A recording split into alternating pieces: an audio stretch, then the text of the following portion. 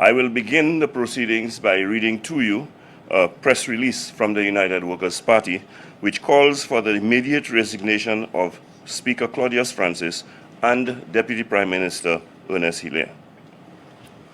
The United Workers' Party is deeply disturbed by the shocking incident that occurred during a recent sitting of Parliament, where Deputy Prime Minister Ernest Hilaire assaulted media practitioner Ms. Eldrise Charles as she sought to carry out her professional duties.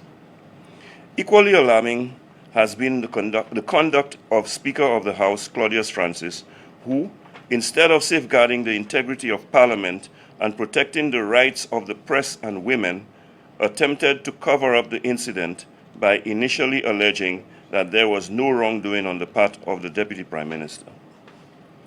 This brazen attempt at intimidating and deflecting cannot be ignored.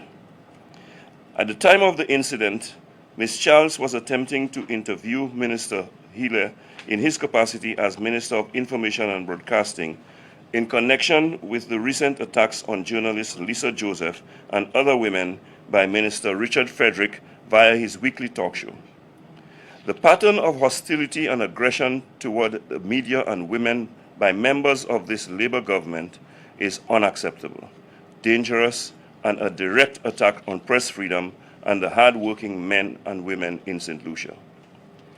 If Parliament, the highest democratic institution in our land, is to be reduced to a space where elected officials can abuse, intimidate, and silence journalists and women with impunity, then those entrusted with upholding its dignity and independence are unfit to hold their offices. The United Workers' Party therefore calls for the immediate resignation of Deputy Prime Minister Ernest Hilaire for his assault on a member of the media and abuse of power. Secondly, Speaker Claudius Francis for his shameful role in attempting to cover up the incident and defend the indefensible. St. Lucians deserve leaders who respect the rule of law, the independence of Parliament, and the freedom of the press. Anything less is a betrayal of our democracy. The United Workers' Party stands firmly with Ms. Eldrise Charles, Ms. Lissa Joseph, and all women in St. Lucia.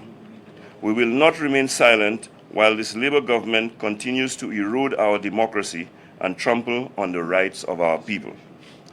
And by the way, ladies and gentlemen, let me just further add that we have seen the deflection tactics of the government as they seek to mislead the public by suggesting that the video footage revealing the act of assault on the part of Minister Ernest Hilaire was AI generated. If you refer to this as AI, you must mean that it was actual images, because what we saw was an act perpetrated by Minister Ernest Hilaire. Thank you. Now, ladies and gentlemen, we'll go right into our presentations. And to start off, I will call on Senator Dominic